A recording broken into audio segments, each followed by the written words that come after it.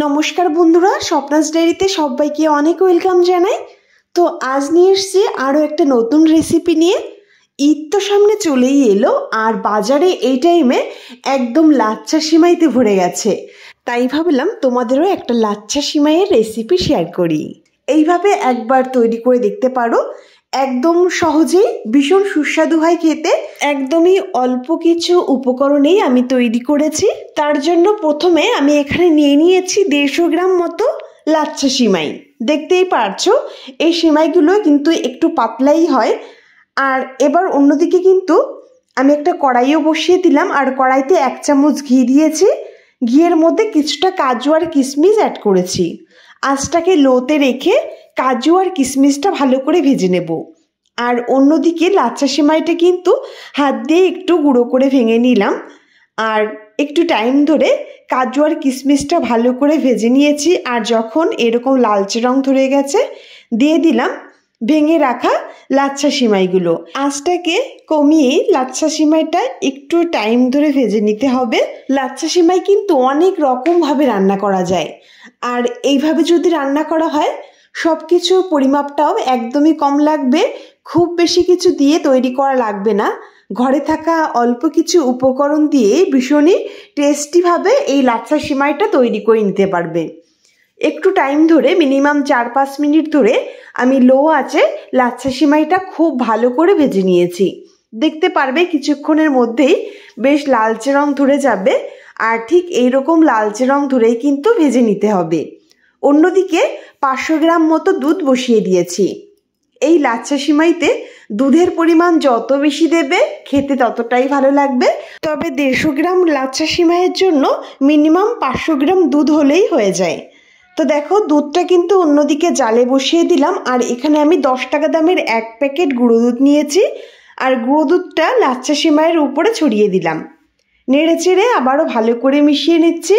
গুঁড়ো দুধটা দেওয়ার পর 1 মিনিট মতো নেড়ে চেড়ে হালকা করে ভেজে নিলাম। খুব বেশি কিন্তু এরপর আর ভাজার প্রয়োজন নেই।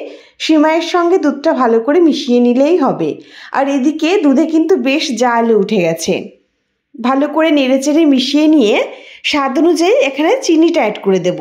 দুধের মধ্যে চিনিটা দিয়ে দেব। তো এখানে আমি ছোটো বাটির 1 বাটি মতো চিনি অ্যাড করলাম। তোমাদের স্বাদ মতো চিনিটা দিয়ে দেবে। তার সঙ্গে আমি এখানে 1 চিমটি লবণ দিয়ে দেব।